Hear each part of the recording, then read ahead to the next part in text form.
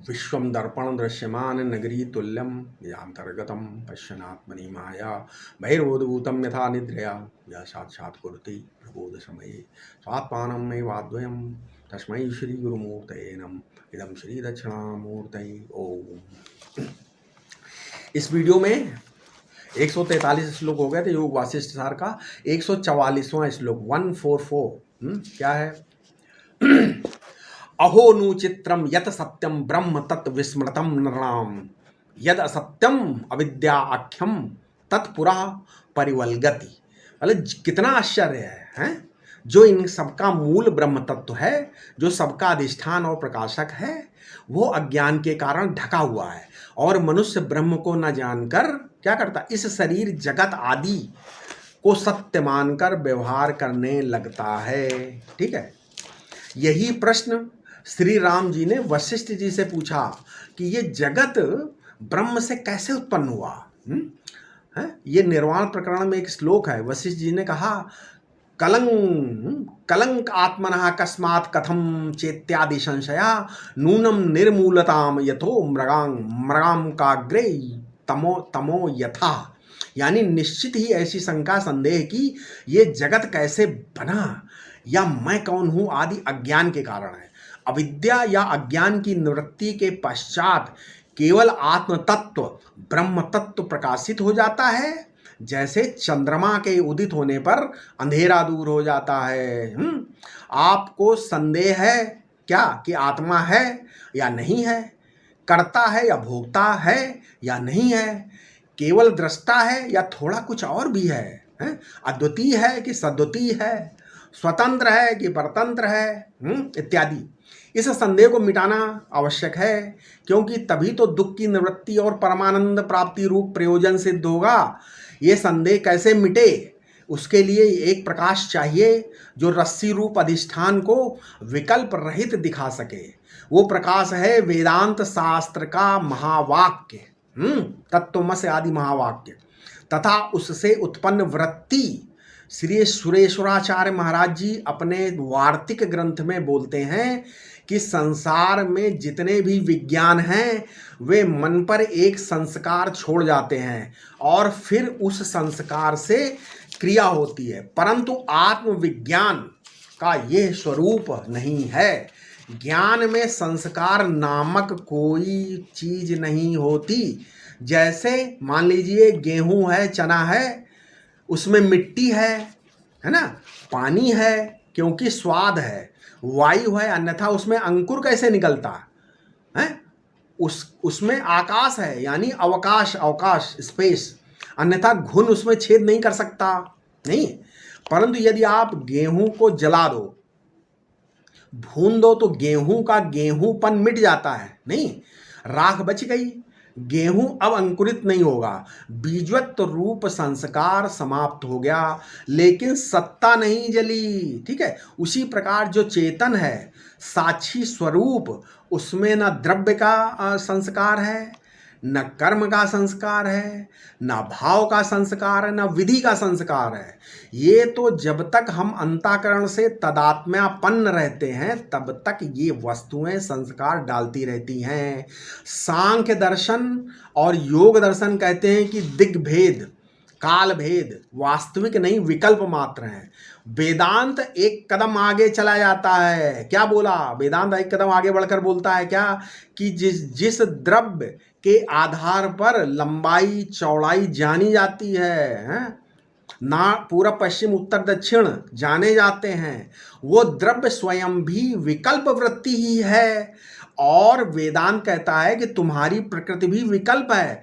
तो प्रकृति कहाँ विकल्प है? कि बोले कि दृष्टा की दृष्टि में, आत्मदृष्टि में, ठीक है, विकल्प है ये प्रकृति। तो आत्मविज्ञान ना तो संस्कार उत्पन्न करता है और ना ही संस्कार से उत्पन्न होता है। समझ में आया? यही वेदांत विज्ञान की खास विशेषता है। आत्मा का ज्ञान ऐसा नहीं होता कि पहले कभी हमने आत्मा को जाना था, अब बाद में उसका ज्ञान उदय हो गया, क्योंकि पहले यदि कभी आत्मा को जाना गया होता तो तुम्हारा अंतःकरण बाधित हो गया होता भाई। तो तुम्हारे अंतःकरण में मैं मेरा नहीं होता, लेकिन मैं मेरा है। अतः आप अभी अभी अज्ञान में हो, अभी आपने आत्मा को नहीं जाना है। ठीक है, इसलिए आत्मा संस्कार जन्य नहीं है। भासमान पदार्थ भी दो तरह का होता है, पहला बाधित भासमान और दूसरा अबाधित भासमान। अर्थात जिसका मिथ्यात्व ज्ञात हो जाता है वो बाधित भासमान है, और दूसरा जिसका मिथ्यात्व कभी भी ज्ञात नहीं होता वो अबाधित भासमान है।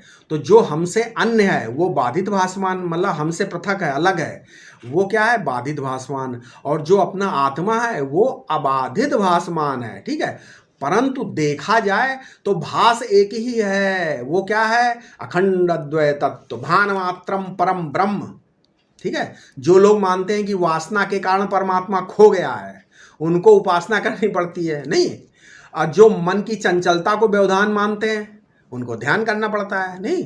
परंतु असल में अज्ञान के कारण ही ये जीव जगत ईश्वर भेद की भ्रांति है।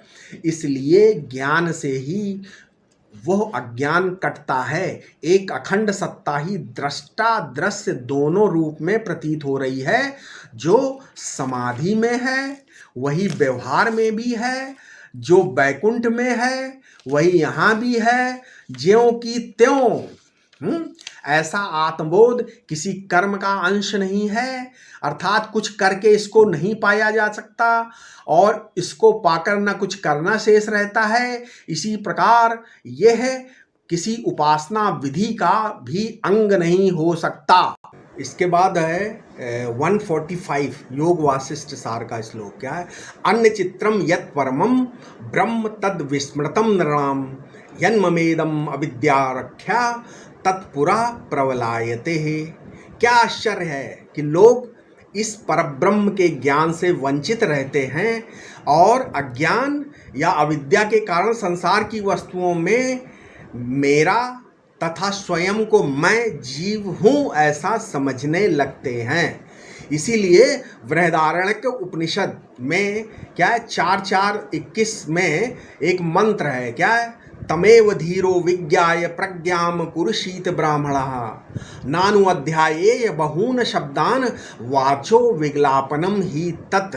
है ना, यानी धीर पुरुष को चाहिए कि वो परमात्मा को जानकर उसी में, है ना, अपनी प्रज्ञा को स्थिर रखे, विषयों में ना जाने दे और बहुत से शब्दों शास्त्रों का अध्ययन भी ना करे, क्योंकि ये तो वाणी को व्यर्थ ही कष्ट देना है। ठीक है, अब इसके बाद क्या है? आगे इसमें है कि देखो सुख दुख क्या दोनों मालूम पड़ते हैं, बनाए नहीं जाते, क्योंकि सुख दुख फलात्मक वृत्ति है। इन्हें साक्षी भाष्य कहते हैं। ठीक है, सुख दुख को, और इनमें बंटवारा करो कि कितना साक्षी है, ये प्रैक्टिकल बता रहा हूँ। इनमें बंटवारा करो कितना साक्षी है और कितना आभास है। सुख दुख में जो खा है, खा वो है साक्षी।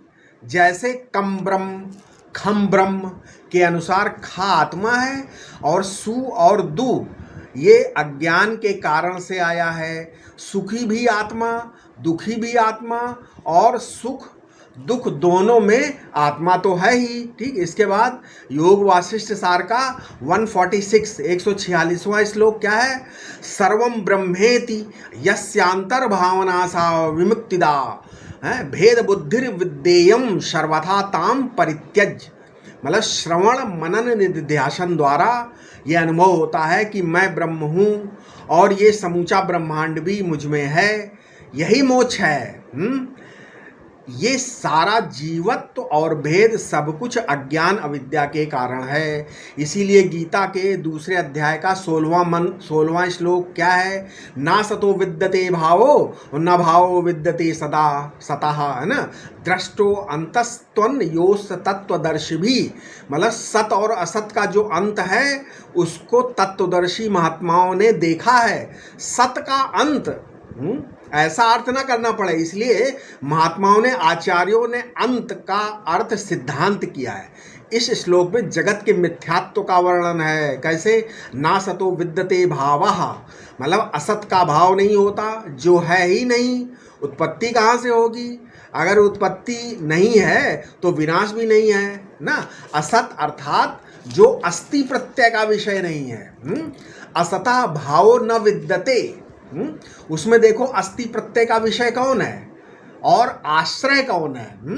लोक में मोबाइल, मान लीजिए ये मोबाइल है, ये अस्ति प्रत्यय का विषय है और मैं मोबाइल को जानता हूँ, ये अस्ति प्रत्यय का आश्रय है। दोनों सत्य हैं, लेकिन लौकिक दृष्टि से जो नहीं है वो असत है। उसका जन्म नहीं हो सकता तो उसकी मृत्यु भी नहीं हो सकती। जैसे बंध्या पुत्र, इसमें असत क्या है? लोक व्यवहार में बंध्या स्त्री भी होती है और लोगों के पुत्र भी होते हैं। अतएव बंध्या का पुत्र, इसमें जो का मतलब बंध्या का पुत्र मतलब जो का है, का संबंध है, वही असत है। इसलिए बंध्या का पुत्र इस समस्त पद का अर्थ असत है। देखो बौद्ध दर्शन में मोबाइल का ज्ञान, जो मोबाइल का ज्ञान है उसका ज्ञान को बोलते हैं प्रवृत्ति विज्ञान, और जिसे ये ज्ञात हो रहा है ना वो है आलय विज्ञान, है ना। प्रवृत्ति विज्ञान और आलय विज्ञान। जब शून्य का ज्ञान होता है तब प्रवृत्ति विज्ञान, संतान परंपरा तथा आलय विज्ञान दोनों का उच्छेद हो जाता है। ये बौद्ध दर्शन का बता रहा हूँ मैं। ये सर्वोच्छेद ही उनके यहाँ पर मोक्ष है। बौद्ध लोग भीतर के आध्यात्मिक व्यक्तित्व की मृत्यु को मोक्ष मानते हैं। अच्छा, उपासक लोग क्या मानते हैं? उपासक लोग ये मानते हैं कि जब सूर्य, चंद्र, इंद्रादि सब देवता परम देवता ईश्वर में लीन हो जाएंगे तो अपने आप आदि भौतिक और आध्यात्मिक जगत गौड़ हो जाएगा, है ना। उपासकों के अनुसार जो आधिदैविक व्यक्तित्व का उच्छेद होना चाहिए। देखो अद्वैत वेदांत का मोक्ष बहुत विलक्षण है, नहीं? कैसे? केवल आदि भौतिक, आधिदैविक या आध्यात्मिक व्यक्तित्व का नाश इसमें मोक्ष नहीं माना जाता है। केवल ईश्वर का ज्ञान या आत्मा का ज्ञान, ये ज्ञान ब्रह्म है ना, ये ज्ञान ब्रह्म और आत्मा की एकता का ज्ञान नहीं है। जीव और ईश्वर दोनों की उपाधियों का अपवाद करके अखंडार्थ का बोध प्राप्त होने पर अविद्या निवृत्ति हो जाती है ना। और आदि भौतिक, आधिदैविक, आध्यात्मिक व्यक्तित्वों तथा इनकी समष्टियों का बाध हो जाता है। यही अद्वैत वेदांत में मोक्ष है। ठीक है। इस प्रकार ये शुद्धि निरूपण 7वां प्रकरण समाप्त हुआ। तो इति श्री योग वासिष्ठ सारे शुद्धि निरूपणम प्रकरणम नाम 7वां प्रकरणम। ठीक है। अब इसके बाद हम अपने अगले वीडियो में बताएंगे। ओम शांति शांति शांति।